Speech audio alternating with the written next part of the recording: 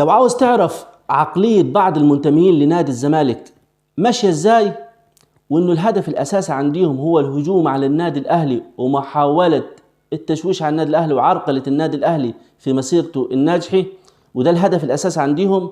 شوف تناول عمرو الدرديري وعبد الشافي صادق لقضية محمد الشيبي وحسين الشحات، وتوجه الشيبي لشكوى حسين الشحات في إحدى المحاكم المدنية ومخالفته للوائح اتحاد الكرة ولوائح الاتحاد الدولي. أولا نبتدي بعمرو الدرديري. عمرو الدرديري كان في استضافة عبد الناصر زيدان وعلاء عزت، وعبد الناصر زيدان سأله عن رأيه في الموضوع ده. قال له: يا كابتن، سبب توجه الشيبي للمحكمة المدنية هو إحساسه بالظلم.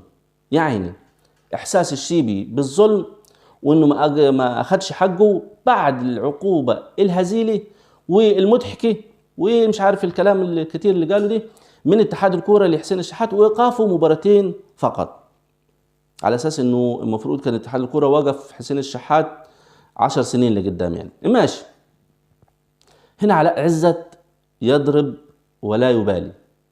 قال له: عاوز أسألك يا أستاذ عمرو، باهر المحمدي العام الماضي لما كان في الإسماعيلي عمل إيه لمحمد هاني؟ بلسان عمرو الدرديري نفسه قال ضربه. قال له: يعني زي واقعة الشيب وحسين الشحات؟ قال له: أيوه. رد وقال له: طب ليه محمد هاني ما راحش اتجه للمحكمة المدنية؟ قال: هو حر، ما حدش غصبه وقال له ما تروحش.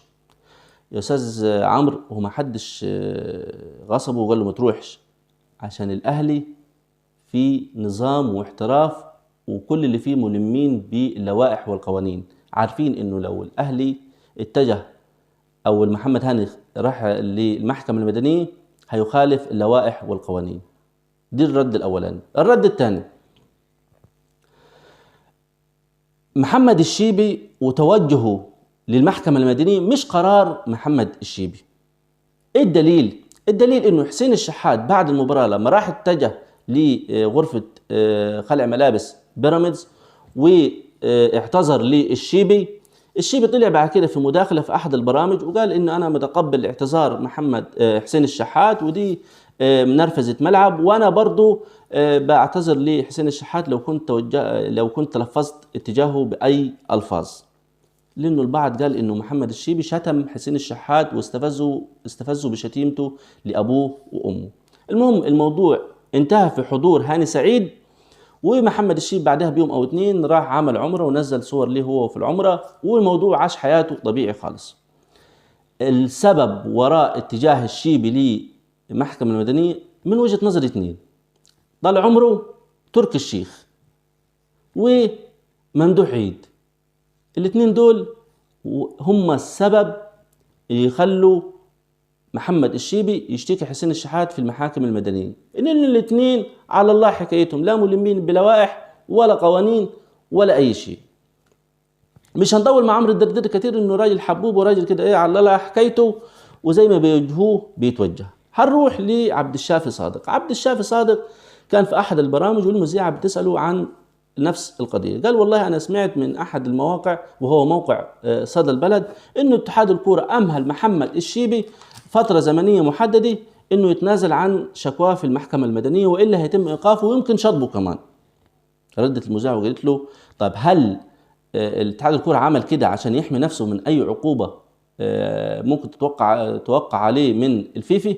قال: والله هو مش كل القوانين الفيفي بتمنع اللجوء للمحاكم المدنية. يعني مثلا هديك مثال، اتفضل يا أستاذ عبد الشافي يا فيلسوف عصرك. قال: والله يعني مثلا لو لاعب تعاقد مع نادي والنادي اداله شيك بدون رصيد، اللاعب ده لو راح المحكمة اتحاد الكورة او راح الاتحاد الدولي هيديله حقه؟ لا طبعا، فلازم اللاعب يتجه للنيابة. يعني النادي لو تعاقد مع لاعب واداله شيك بدون رصيد، لو راح يشتكي في اتحاد الكورة او الاتحاد الدولي ما يقولوا احنا مالناش دعوة، نروح يشتكي في النيابة. ده دي قوانين عبد الشافي صادق. تمام ماشي معاك.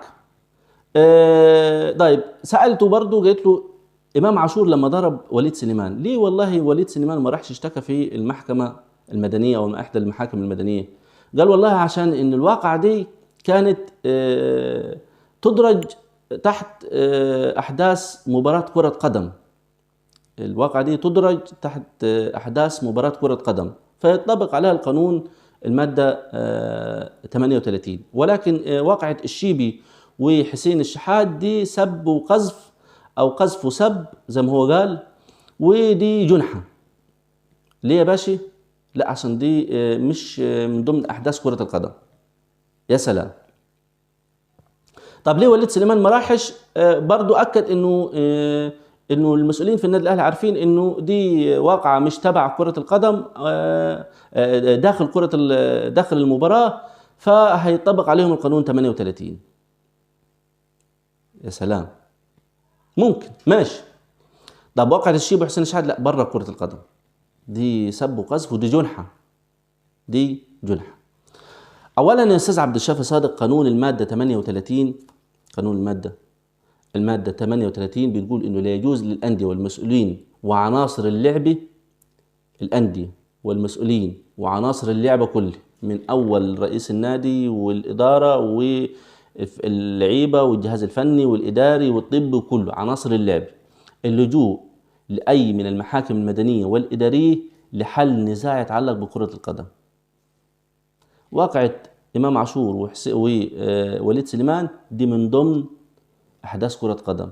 واقعة الشيبي وحسين الشحات تقرير الحكم نفسه أدرجها من ضمن المباراة، ما حدثت داخل أرض الملعب.